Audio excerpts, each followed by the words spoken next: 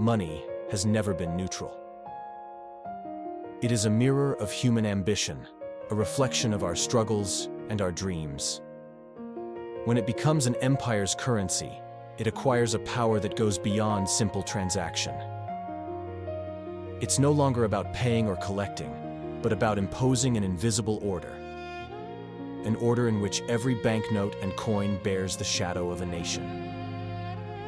The concept of financial hegemony does not emerge from a cold economics treatise. It is born from ships laden with metals, from markets overflowing with goods, from wars financed by debts that seemed eternal. It feeds on the trust of millions who, without knowing their rulers, accept its currency as if it were a divine pact. And it collapses when that trust is broken. Trust has always been the true gold of nations. Let's look back. The Spanish believed that the silver in America would be inexhaustible. The Portuguese found themselves masters of the seas and the spice trade. The Dutch lifted the first stock exchange as if they had captured the future. The British placed the pound sterling under the sun that never set. And then came the dollar. He was born the heir to wars, agreements, and treaties that seemed eternal. It relied on Bretton Woods gold, and then on the strength of oil. It spread like an unstoppable river through every market, every bank, every reserve in the world, until it became the silent language of the entire planet. But nothing lasts forever. Money, like empires, obeys the eternal cycle of boom and bust. A cycle that breathes slowly but steadily, like the tides that cannot be stopped. First glory, then saturation, then debt, and finally decline.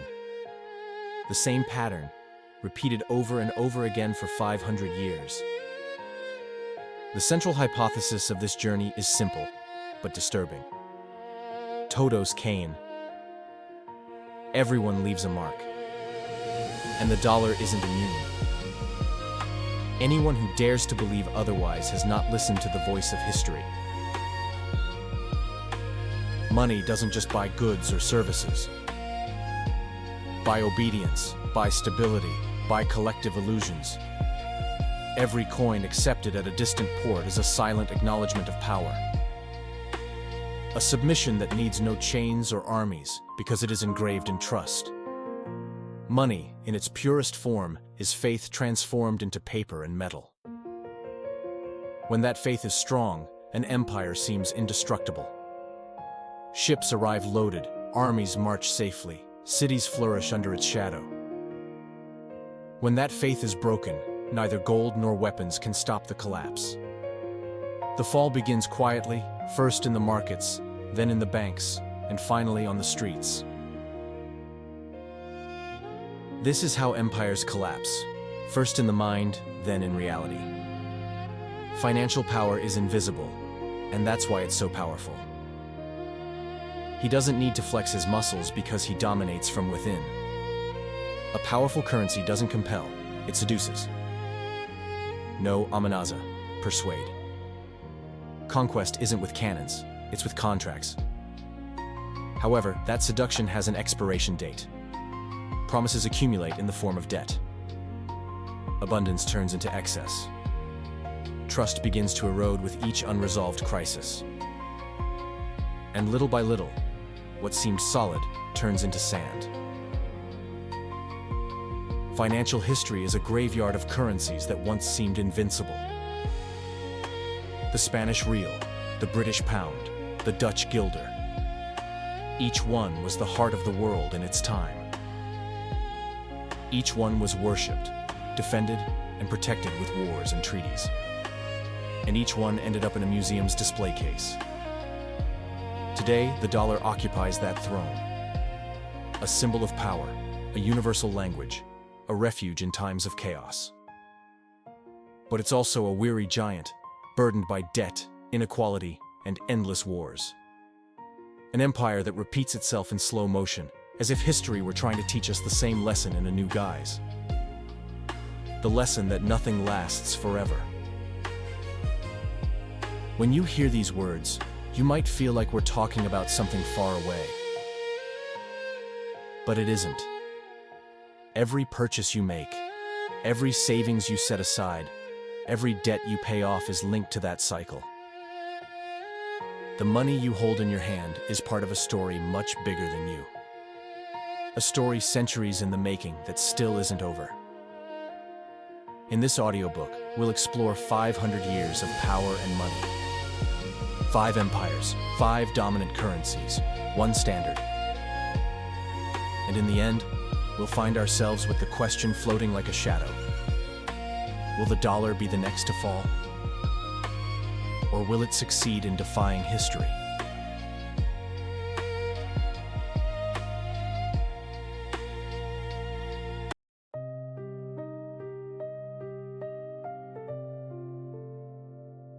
Chapter 1: The Spanish Golden Age, Silver, Power, and Debt. The discovery of the New World not only changed the planet's geography, it changed the flow of money, the pulse of the markets, the very heart of the global economy. The ships that sailed from America to Seville weren't just carrying merchandise. They carried the metallic blood of an expanding empire.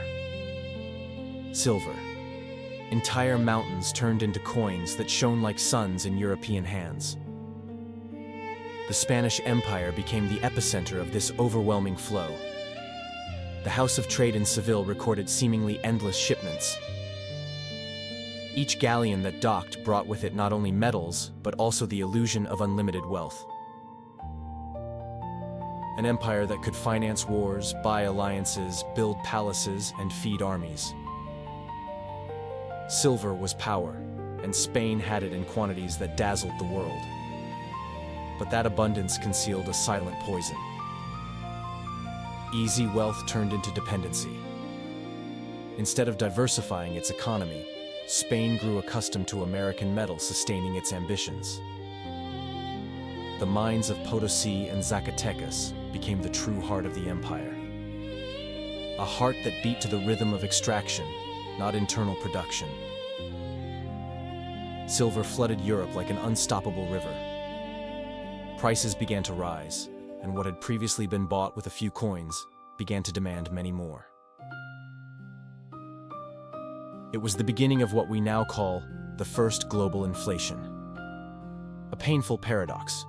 The more money circulated, the less each coin was worth. Abundance was slowly turning into a curse. Spain was trapped in a mirage. It believed itself to be the richest nation in Europe, and apparently it was. But beneath the surface of palaces and treasures, debt grew like a shadow. German and Genoese bankers became the true owners of Spain's future.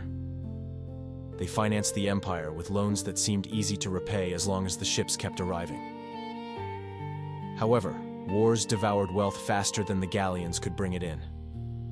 The armies in Flanders, the campaigns against England, the struggles in Italy, all demanded more and more silver.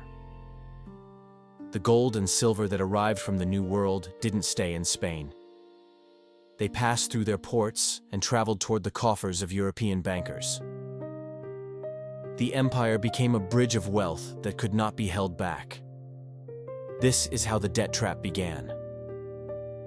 Abundance didn't strengthen, it weakened. Every loan taken out was a bet that the ships would keep coming. Each interest paid eroded financial sovereignty a little further. Spain, in its golden age, was mortgaging its own future. Silver, both the driving force and the curse, was the fuel of an empire that believed it would be eternal. But like all excess, it ended up turning into fragility. The shine of the metal hid the shadow of inflation, debt, and dependency. And in that shadow, the beginning of the decline began to be written. A decline that would be repeated centuries later in other empires, under other names, with other currencies. The silver from America not only fueled Spain's greatness, it also transformed the global economy in ways no one had anticipated. Precious metals flowed to Italy, to Germany, to Flanders. There, Genoese bankers and Flemish merchants converted that wealth into loans, trade networks, and financial power. The Spanish Empire seemed to rule the world, but in reality, it financed others to strengthen themselves. The case of Genoa is revealing. The Genoese bankers didn't need mines or armies. They needed paper, contracts, bills of exchange. While the Spanish crown was sinking thousands of men into the mines of Potosi, the Genoese were reaping the rewards of their labors with a feather. The power of money was beginning to separate itself from metal, heralding the emergence of the modern world of finance. But the Spanish people didn't see that wealth. The villages remained poor, agriculture remained backward, and artisans suffered from inflation. What arrived from across the Atlantic was used to finance distant wars and purchase foreign goods. Spain imported wheat, weapons, fabrics, and tools. It relied on external resources instead of strengthening its own economic fabric. The mirage of abundance destroyed the discipline of internal production. Why invest in land if American money paid for everything? Why risk manufacturing if the treasure of the Indies seemed inexhaustible? Easy wealth replaced sustained effort. And in that comfort, decay began to brew. At the same time, inflation was unleashing invisible tensions. The price of bread rose, incomes were insufficient, and wages became insufficient. Peasants and artisans were victims of a system that increasingly distanced them from the promise of prosperity. While the nobles and the court surrounded themselves with luxuries, the people watched as their coins melted in their hands. The shiniest metal was transformed into economic smoke. Wars multiplied the demand for money. Charles V and Philip II needed constant armies to keep the French, English, Ottomans, and Protestants at bay. Each battle consumed more than the mines could produce. And each defeat cost not only lives, but increasingly heavy loans. Spain was experiencing a contradiction. It seemed invincible, but it was financially exhausted. European banks have grown accustomed to Spain reaching out with an outstretched hand. The Fuggers in Germany, the Welsers, the Genoese, all knew that the crown was trapped in its own system. They granted loans in exchange for privileges, concessions, and influence. Political power was subordinated to financial power without the king's consent. The money didn't belong to Spain. It belonged to its creditors. Bankruptcies became inevitable. Spain declared several suspensions of payments throughout the 16th century. The same empire that showered Europe with silver couldn't cover its debts. It was the cruelest paradox. Absolute abundance led to economic collapse. The lenders waited, knowing that sooner or later he would need them again. Thus began a cycle that would mark all future empires. A cycle of excess, dependence, debt, and decline. Spain was the perfect example of how uncontrolled wealth becomes fragility. Gold and silver were material treasures, but also invisible chains. Chains that tightened around the crown and its fate.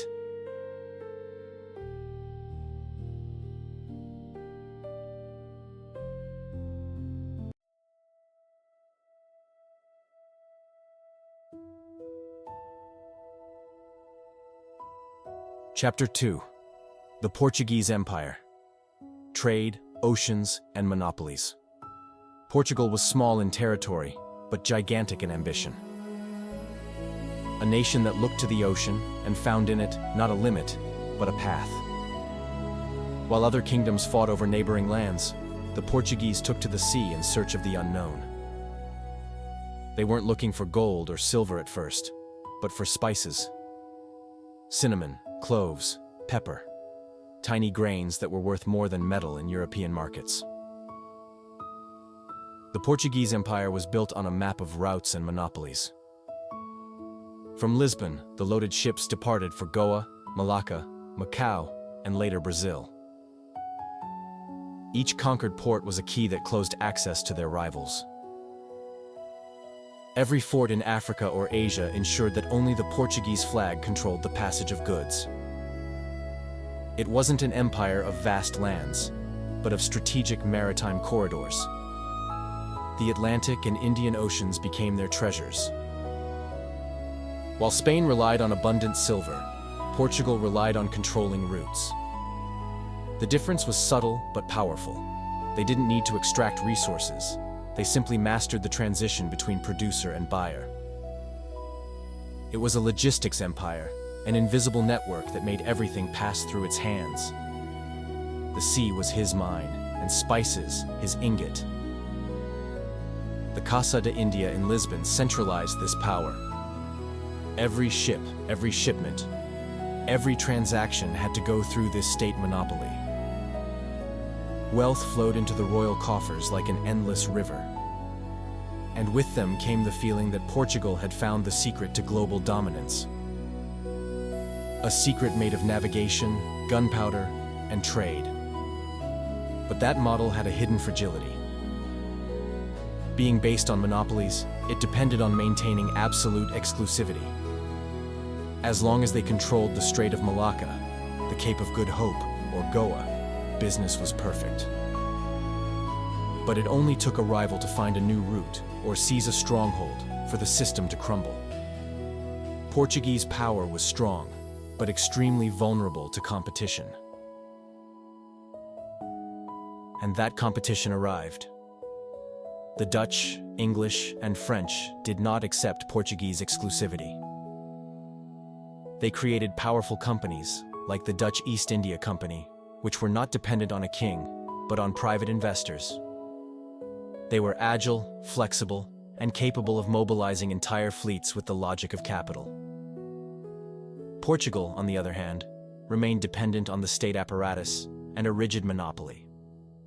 Overdependence on one resource became a curse. When pepper became less scarce, when others began to plant spices in their own colonies, the business became less exclusive. Prices fell, incomes dwindled, and Lisbon began to feel its ocean mine running dry. The monopoly that seemed eternal has become a mirage. Trade, once the lifeblood of Portugal, became the root of its fragility. The sea, which had originally been their strength, became their limit. An open ocean, where enemy flags began to multiply. The Portuguese had been pioneers, but they failed to adapt when the game changed. Monopoly gave way to competition, and competition revealed the weakness of an empire that depended on a single resource. The lesson was clear. Financial and commercial power cannot be based on a single bet. Portugal had opened the world map. He had charted routes, marked coastlines, and built fortresses where before there had been only mystery. But that initial greatness became a burden when innovation was no longer on its side. The momentum of discovery stalled, and what was once exploration became routine business. The Portuguese Empire began to repeat itself, while others grew around it. The cost of maintaining their enclaves was enormous.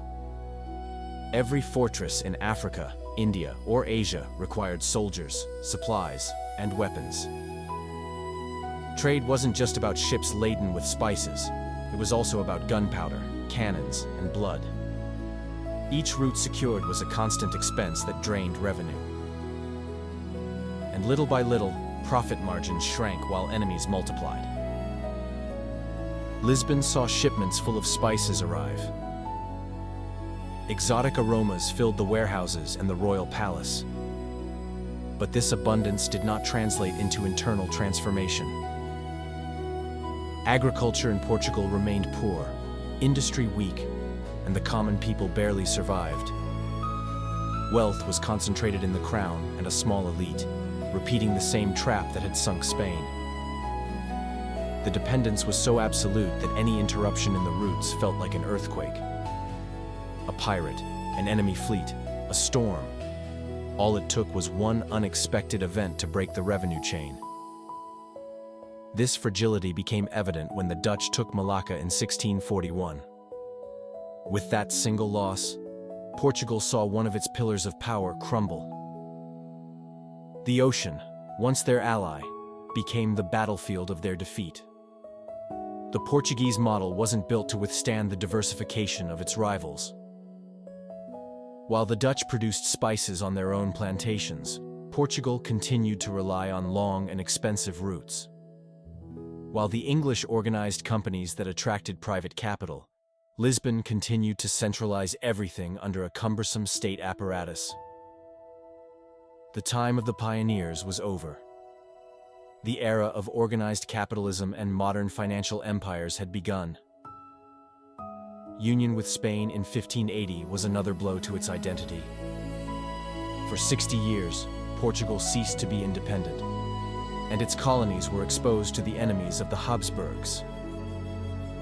The Dutch and English took advantage of this weakness to seize key territories. The Portuguese flag no longer commanded respect at sea. It was seen as vulnerable prey. The prestige that once inspired fear faded in just a few decades. The collapse wasn't immediate, but it was irreversible. Brazil became the empire's last great pillar of power, thanks first to sugar and later to gold. But even that wealth followed the same pattern: abundance, dependence, fragility. Portugal never stopped looking outward to address its internal shortcomings, and that condemned it to subordination to more organized emerging powers. The lesson from Portugal is clear. Monopoly provides immediate advantages, but creates an illusion of security. When the world changes, monopolies shatter like glass, and hegemony based on a single resource becomes total vulnerability. The sea that opened horizons ended up devouring the dream of Portuguese greatness. The Portuguese Empire showed that discovery isn't enough. It's necessary to adapt, diversify, and anticipate the inevitable, the arrival of competitors. They didn't understand, and the price was losing what they had won with so much sacrifice. Portugal was a pioneer, yes, but also a warning. A warning that being first doesn't guarantee being the last one standing.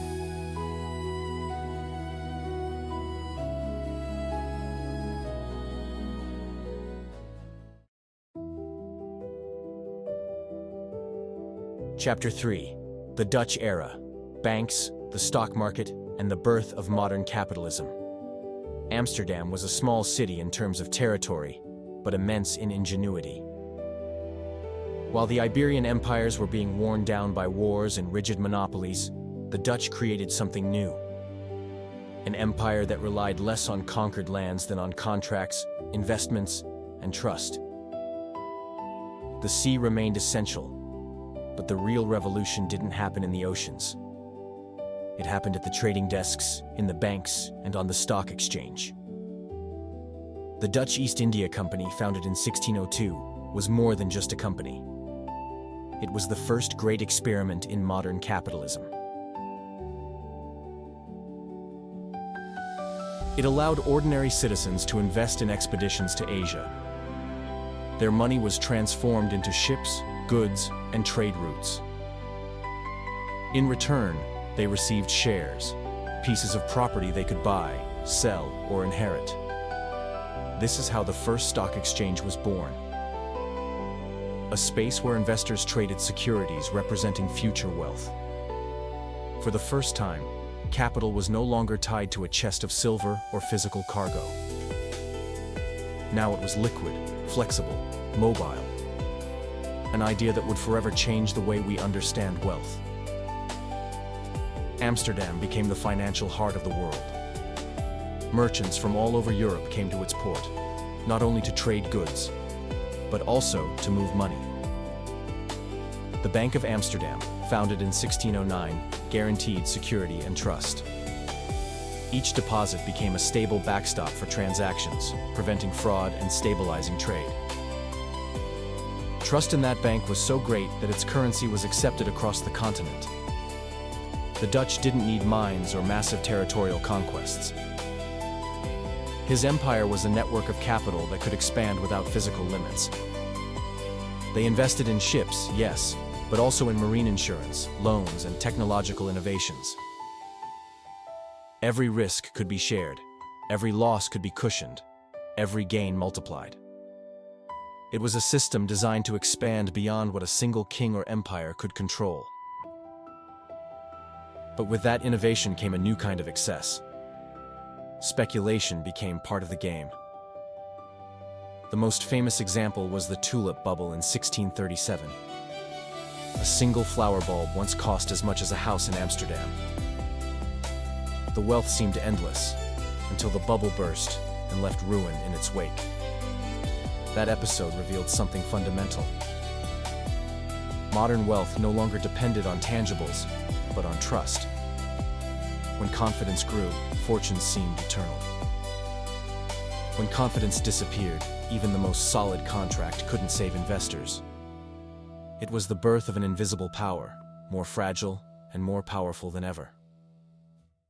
Even with its risks, the Dutch system was imitated and admired. The English and French watched closely, taking note of how to turn private capital into imperial power. The model of the stock company, the solid bank, and the organized stock exchange became the new global standard. Hegemony was no longer just a matter of armies, but of numbers written on paper. Economic modernity was born in Amsterdam.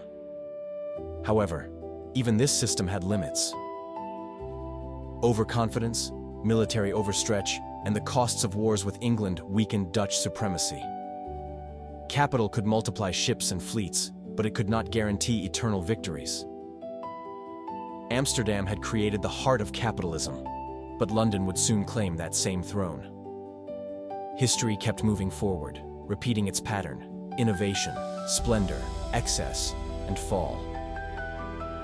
The financial history of the world changed in Amsterdam, where the canals moved not only ships loaded with spices, but also the invisible circulation of credit and debt.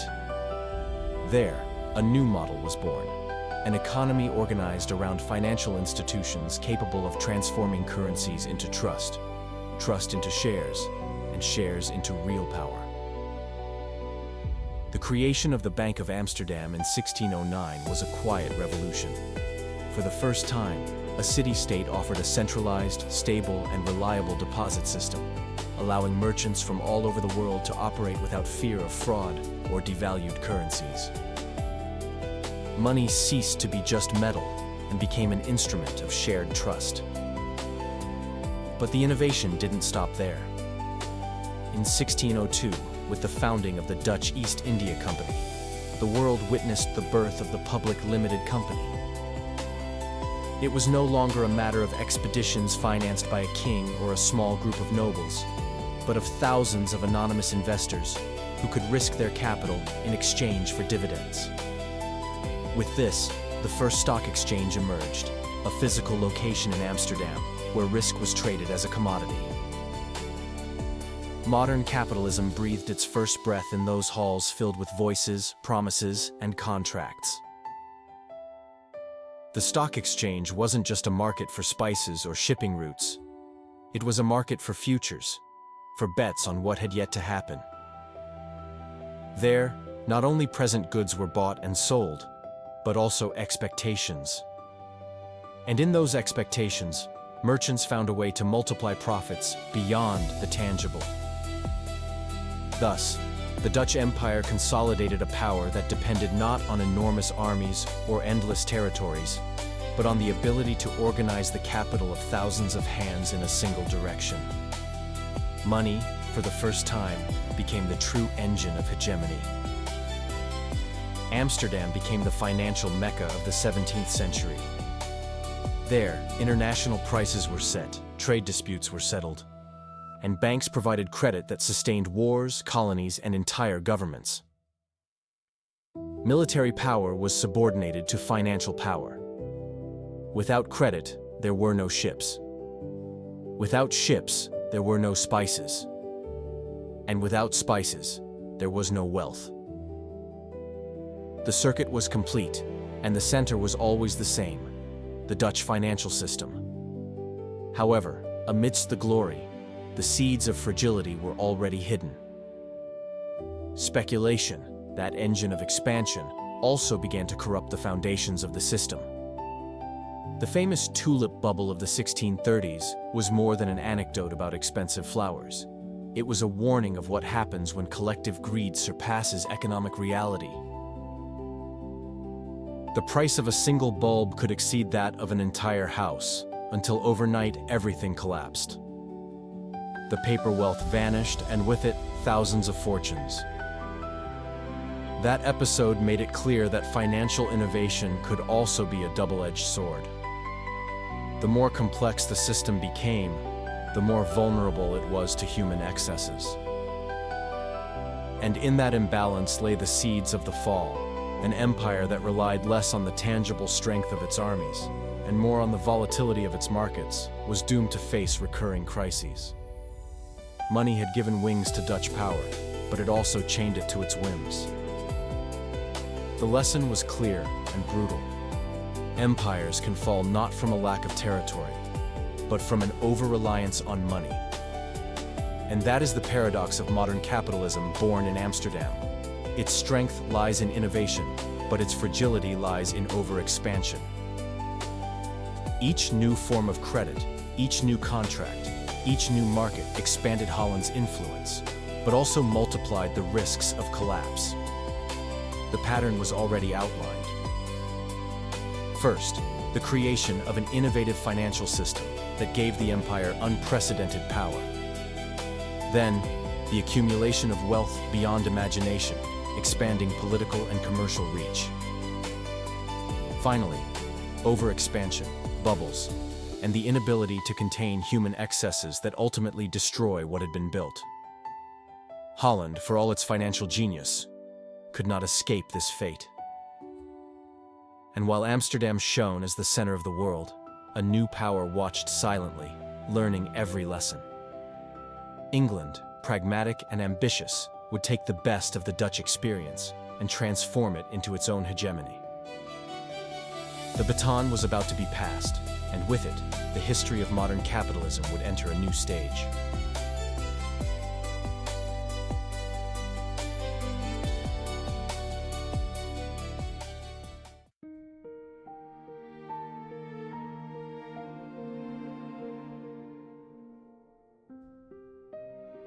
Chapter 4: The British Empire. The pound sterling and global trade. London's rise to the world's capital was a slow-moving process, fueled by wars won, colonies conquered, and a financial system that learned from the successes and mistakes of its predecessors. Unlike Spain, which based its power on metal extraction, and Portugal and the Netherlands, which cemented it on roots and monopolies, England found in its institutions and the stability of its currency the key to sustaining its hegemony. London became a hub for the flow of not only goods, but also marine insurance, futures contracts, bills of exchange, and a legal infrastructure that gave confidence to investors from all over the world. The pound sterling was at the heart of that system. Backed by the gold standard, it became the first truly global currency. While other nations faced frequent inflation or devaluations, the pound offered stability, and that stability was more powerful than any cannon. Being accepted in distant ports, in banks across Asia, Africa, and the Americas, meant that British power didn't need to be physically everywhere. The pound just had to be in circulation. It was an empire sustained by trust, an invisible empire, as real as its colonies. The gold standard cemented this dominance. England imposed the idea that every pound was backed by tangible gold reserves, and that simple concept anchored the entire world in an unprecedented financial discipline. The pound was as solid as the gold that lay in London's vaults, and that confidence made the city the epicenter of the world economy. Global trade flowed like a river, and London was its channel. But that splendor would not have been possible without the structural violence of colonialism. The colonies provided cheap raw materials, captive markets, and exploited labor, while the mother country grew rich beyond measure. The cotton of India, the sugar of the Caribbean, the rubber of Africa, and the minerals of dozens of territories were the material basis on which the financial order of the pound sterling rested. Behind the stability of the currency were millions of enslaved or subjugated bodies, millions of lives ruined to sustain British equilibrium. Wars were another driving force of British power. Not only those fought with bayonets, but also economic ones, tariff wars, naval blockades, and the imposition of unequal treaties that ensured commercial supremacy. The famous Opium War was not a conflict over drugs, but over markets. England forced China to open up to a trade that benefited only the empire. The pound was the visible standard of that domination. London shone, but in that same light hid the shadows of decadence. The First World War marked the beginning of a deep rift. The enormous cost of the war forced England to go into debt with the United States, gradually weakening the pound's supremacy against the emerging dollar. The gold standard, which seemed eternal, began to show its limits when the world needed more liquidity than gold could sustain. After World War II, the pound sterling was no longer the same. The British Empire was crumbling under the pressure of independence movements, while Washington emerged as the new financial and military center. The pound, once an undisputed symbol of stability, became a weakened currency, reflecting an empire in retreat. London would still be relevant, yes, but power had crossed the Atlantic. The history of the pound sterling demonstrates, once again, the eternal pattern: first boom, then consolidation, then gradual decline.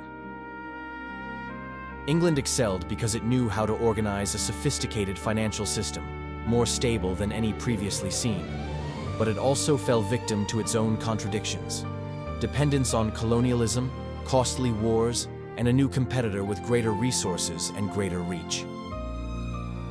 In the transition from the pound to the dollar, the world not only saw a change in the dominant currency, it witnessed the transfer of global hegemony.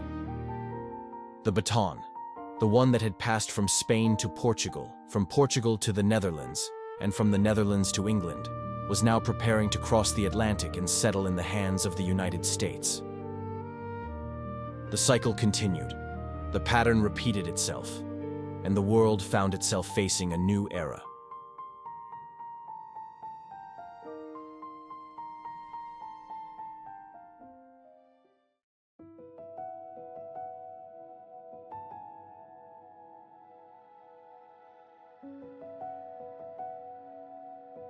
Chapter 5: The American Empire, the Dollar and the Petrodollar Era.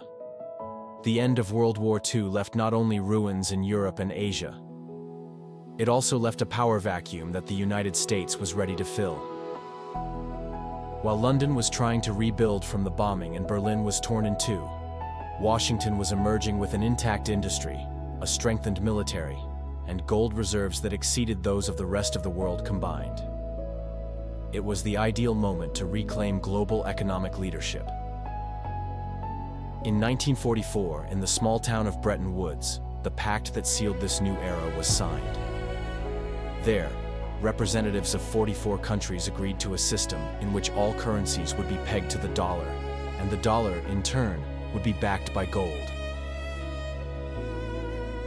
The promise was clear: every $35 could be converted into an ounce of gold in the vaults of Fort Knox.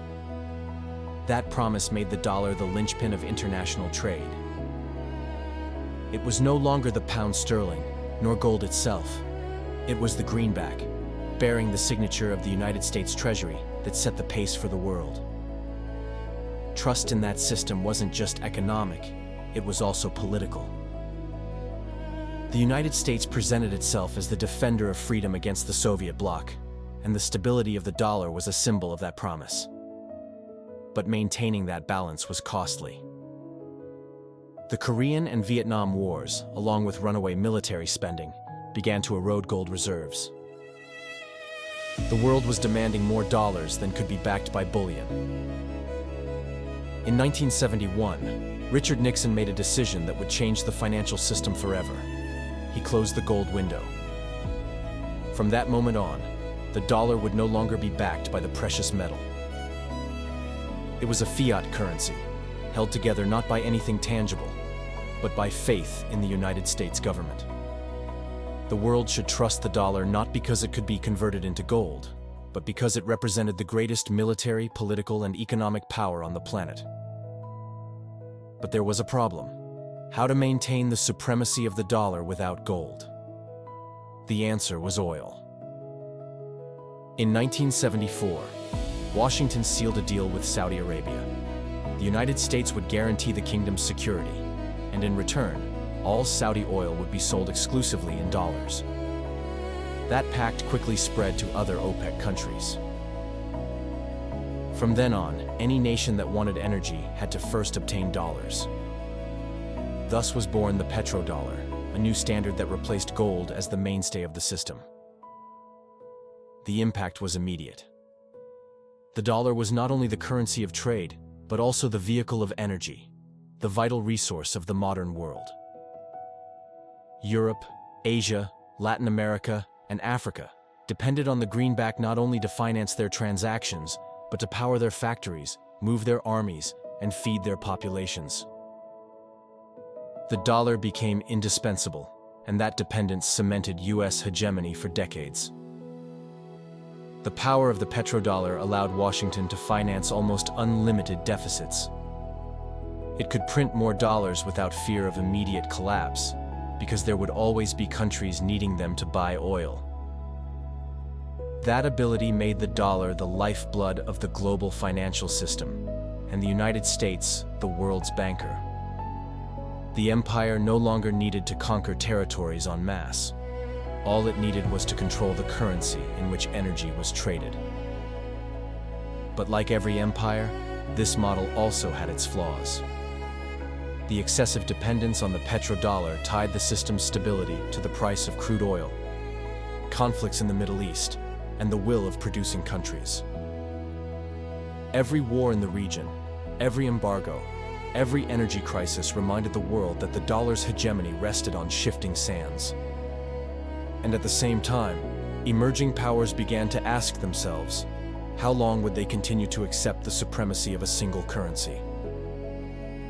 The history of the dollar, from Bretton Woods to the petrodollar, reflects the same logic as previous empires. Innovation, expansion, and absolute dominance, followed by internal contradictions and external pressures that cast doubt on its continued existence.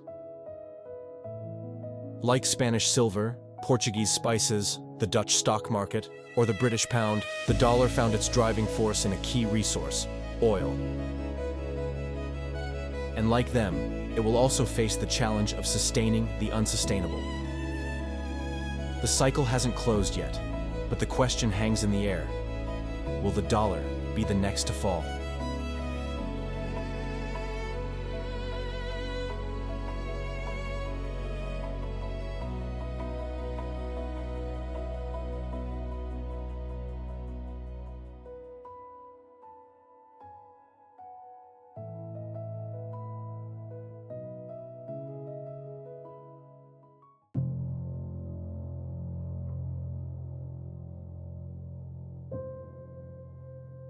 Chapter 6.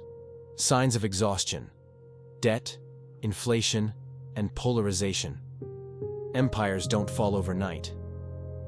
Their decline often begins with small signs, cracks that at first glance seem manageable, but over time become impossible to hide chasms.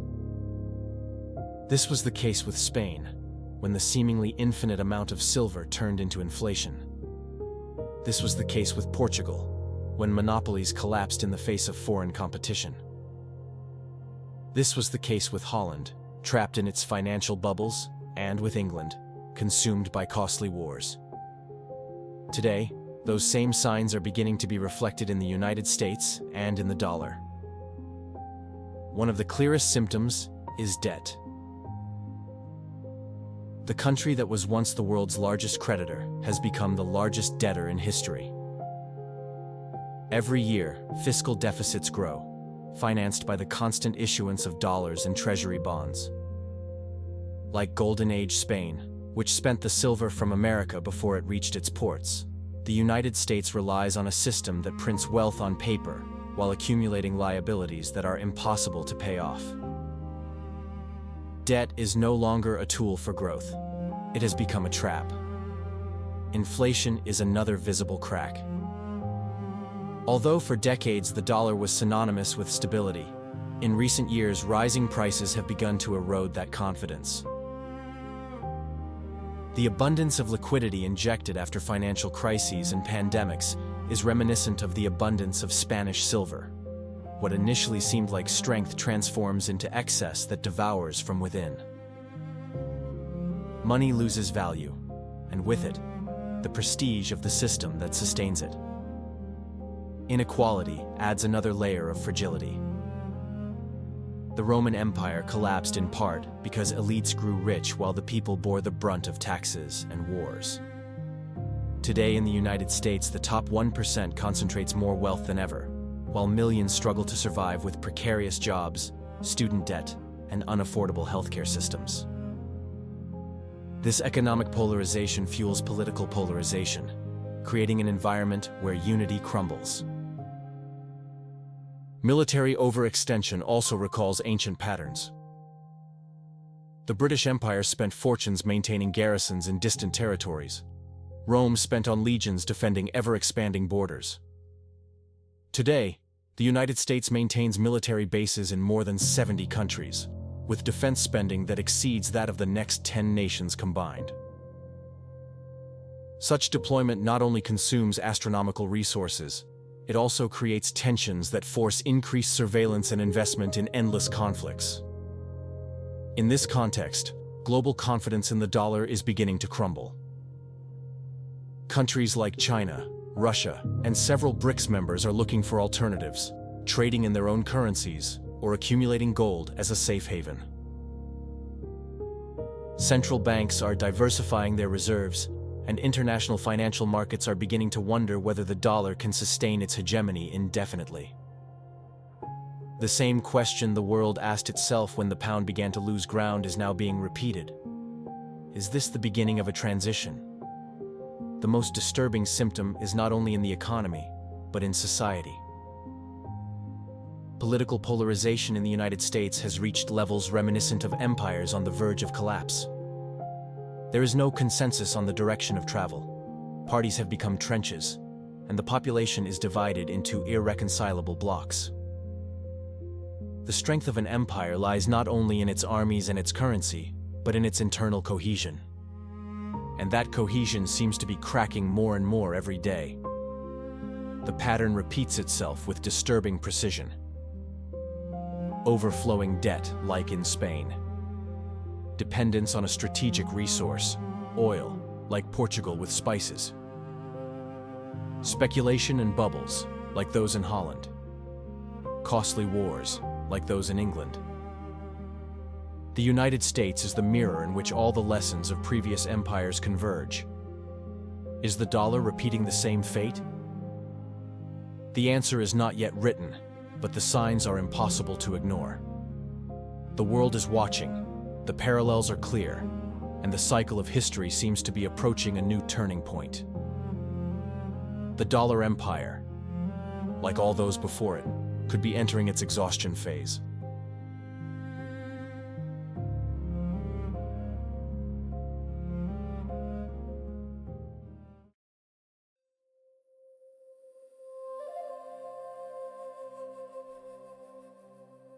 Chapter 7.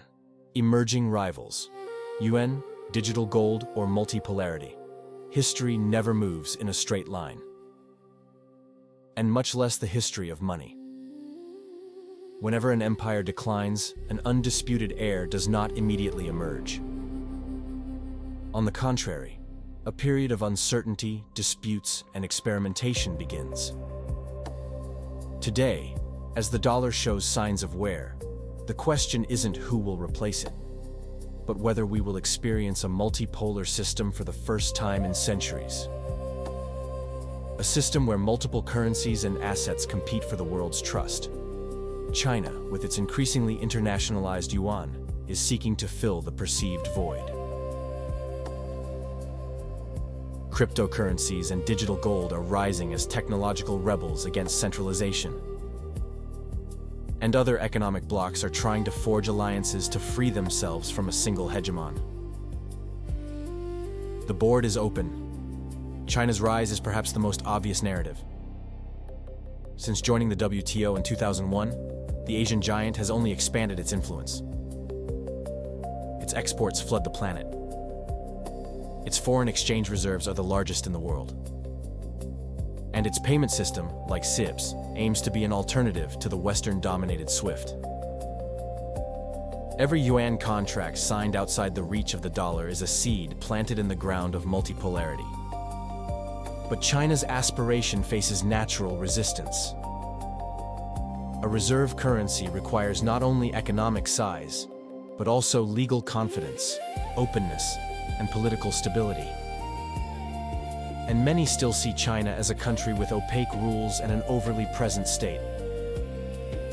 Paradoxically, what allowed it to grow so rapidly is also what limits the credibility of its currency.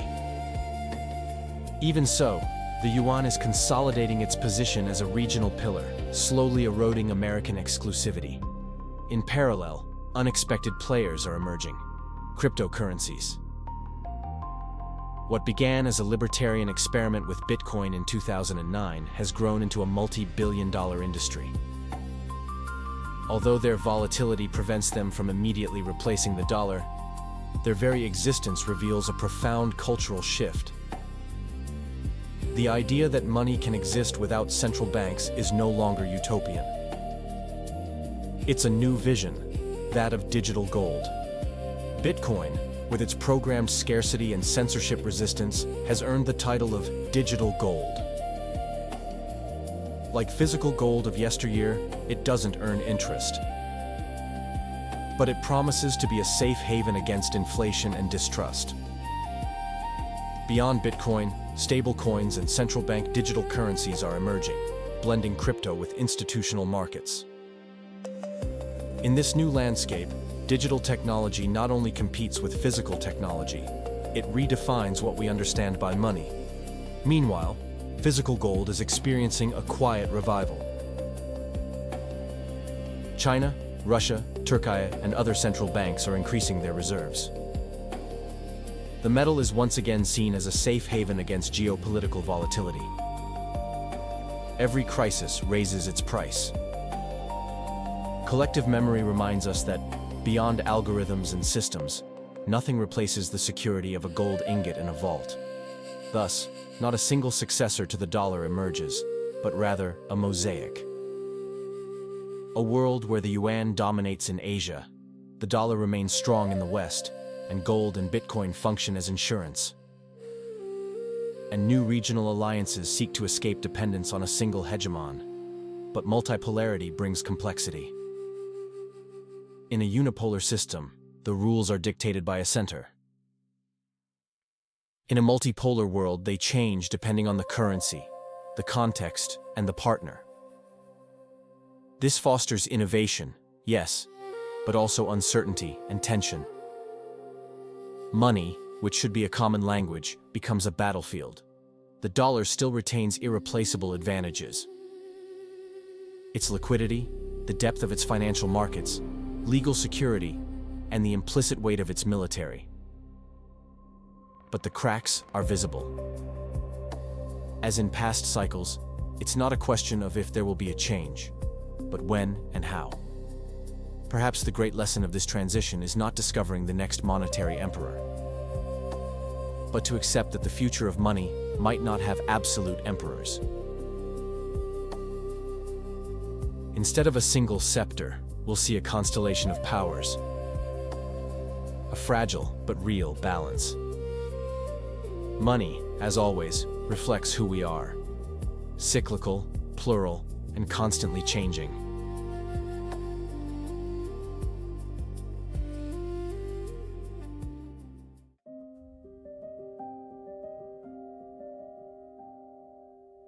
Chapter 8: The Eternal Pattern. Rise, Glory, and Decline. History is a mirror that rarely lies. Every dominant currency, every empire that rose over trade and finance, followed a nearly identical cycle. First, conquest and economic domination. Then, absolute confidence, the moment of glory when it seemed nothing could challenge them. And finally, the decline. Rising debt, overspending, inflation, and loss of credibility. A script repeated so many times that it seems written by the invisible hand of history. The Spanish Empire showed us how abundance can be a curse. Tons of silver flowed from America, but it evaporated in endless wars and courtly luxuries. Portugal dominated the seas with monopolies, but its dependence on a single resource weakened it. Holland invented the tools of modern capitalism, but fell victim to its own overexpansion. England made the pound sterling a symbol of global trade, but war and the cost of colonialism wore it down. And the United States, with the dollar and oil as its linchpins, is repeating the same steps, albeit with unprecedented scope. The question is inevitable. Why, if we know the pattern, do we keep falling into it? Maybe because power is intoxicating. Perhaps because empires, like men, believe that this time will be different. That their wealth is eternal. That their debts will always be sustainable. That their hegemony has no expiration date. And yet, history always corrects them. Excess is the first poison. Overspending, overconfidence, overambition. Empires expand beyond their capacity to sustain. Their armies are scattered, their debts grow, their promises exceed their income. Glory becomes a burden, and abundance becomes ruin. Then comes the debt. At first manageable, then overwhelming. Taxes are no longer enough. Loans are multiplying. Currencies are devalued. Credit, once a symbol of trust, becomes an anchor that drags us down. Debt is the shadow that always accompanies greatness. Then comes inflation, a silent monster that erodes faith in currency. Prices rise, purchasing power declines, and citizens lose confidence.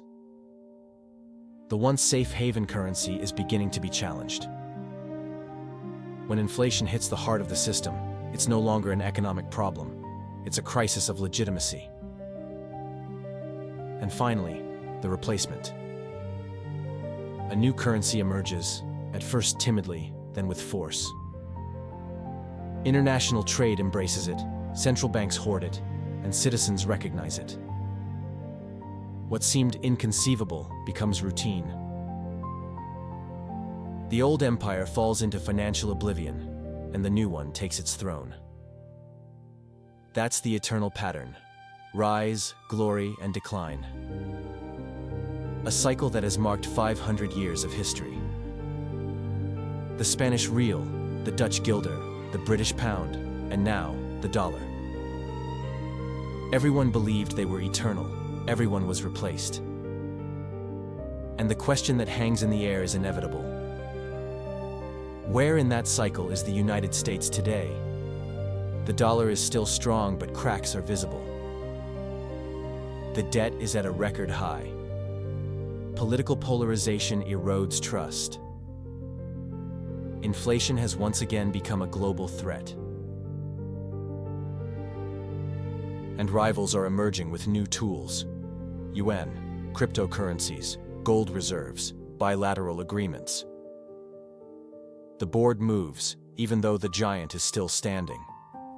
The eternal pattern does not dictate exact dates.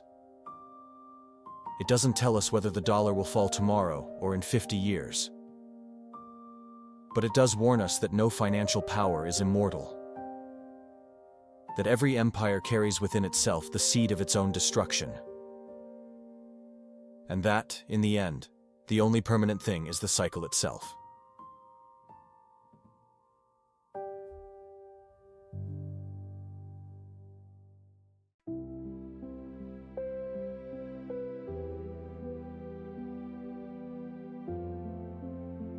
Final thoughts.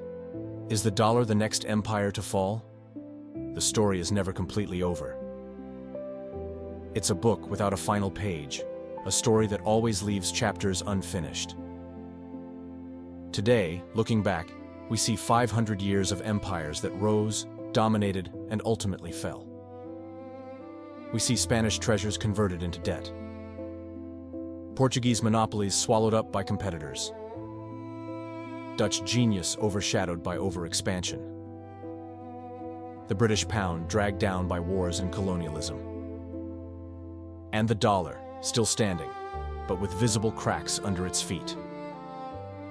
The question is inevitable. Will the dollar be the next empire to fall? Or will it manage to resist, reinvent itself, and prolong its hegemony beyond what we imagine? Will it be replaced by the yuan, digital gold, a basket of currencies, or something we don't know yet? Will we live for the first time in centuries in a truly multipolar world without a single center controlling everything? No one can answer with certainty. History doesn't offer exact answers, only patterns. And the patterns tell us that all power is finite, that every dominant currency eventually gives way, that abundance leads to excess, excess to debt, debt to inflation, and inflation to the collapse of confidence. That's the eternal cycle. Money changes, the pattern remains. Perhaps the listener of these words will not live to see the end of the dollar. Perhaps you see it in your own life as a witness to a change of era. Because each of us, when we buy, save, or go into debt, is part of that story. We are not mere observers. We are pieces on the board. Your salary, your mortgage, your credit card, everything is connected to this system that seems as immense as it is fragile. The entire world supports the dollar, even those who criticize it. It's the refuge from the storm, the measure of comparison, the pulse that sets the global economy. But that centrality also makes it more vulnerable. Because when everyone depends on a single pillar, the risk is that if it breaks, it will lead to global collapse. So what's left for us to learn? Perhaps remember that money is nothing more than an agreement, a shared faith. What seems indestructible today may be a memory tomorrow. That coins are just symbols, and that what truly endures is the power dynamic that sustains them and then overthrows them. The dollar could hold for decades or fall sooner than expected. The truth is, we've heard this echo before in history. Absolute trust is always a prelude to burnout. Splendor, sooner or later, gives way to fragility. And money, that universal language, is always looking for a new spokesperson. In the end, the important thing isn't to predict the exact date of the change. The important thing is to understand that we live in a cycle bigger than ourselves. A cycle that reminds us that all power is borrowed, that all currency is ephemeral, that the only constant is movement. The rise, the glory, the decline. Today, the world views the dollar with the same mixture of confidence and doubt. It once viewed Spanish gold, the British pound, or the Dutch guilder. And in that silence, between the certainty of the present and the shadow of the future, the question remains open. Is the dollar the next empire to fall? Or maybe, will he be the first to break the eternal pattern?